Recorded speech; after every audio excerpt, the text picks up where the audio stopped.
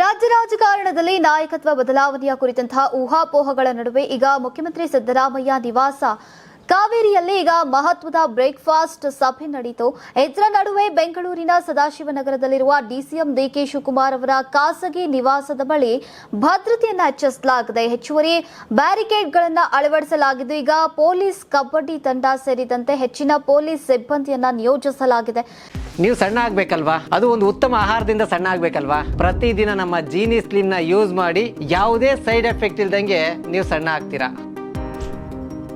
ಸಭೆಗೆ ಉಪಮುಖ್ಯಮಂತ್ರಿ ಡಿಕೆ ಶಿವಕುಮಾರ್ ಸೇರಿದಂತೆ ಸಚಿವರು, ಶಾಸಕರು ಮತ್ತು ಕಾಂಗ್ರೆಸ್ ನಾಯಕರು ಭಾಗವಹಿಸಿದ್ರು. ಸಭೆಯಲ್ಲಿ ಸಚಿವರಾದಂತಹ Satish Jarkiholi, MB Patil, Eshwar Khandre, Santosh Lad, Priyank Kharge, NS Bose Raju, doctor Sharan Prakash Patil, SS Mallikarjun, KJ George, Byrathi Suresh, doctor MC Sudhakar, N Chaluvarayaswamy, Madhu Bangarappa, Shivananda Patil, KH Muniyappa, Ramalinga Reddy, Lakshmi Hebbalkar, HK Patil, Mahadevappa, Shivaraj Tangadagi ಹಾಗೂ ದಿನೇಶ್ ಗುಂಡೂರಾವ್ ಅವರು ಉಪಸ್ಥಿತರಿದ್ದರು.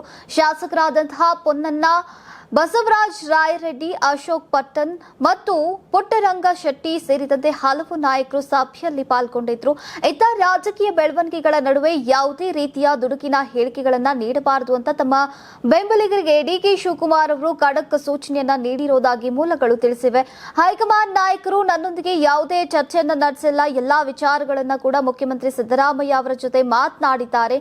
ಸಿಎಂ ರಾಜೀನಾಮೆ ಕುರಿತಂತಹ ವಿಷಯ ಕೂಡ ನನಗೆ ತಿಳಿದಿಲ್ಲ ಅಂತ ತಮ್ಮನ್ನ ಭೇಟಿ ಆದಂತಹ ಸಚಿವರು, ಶಾಸಕರಿಗೆ ಡಿಕೆಶಿ ಅವರು ಸ್ಪಷ್ಟಪಡಿಸಿದ್ದಾರೆ ಅಂತ ಹೇಳಲಾಗಿದೆ.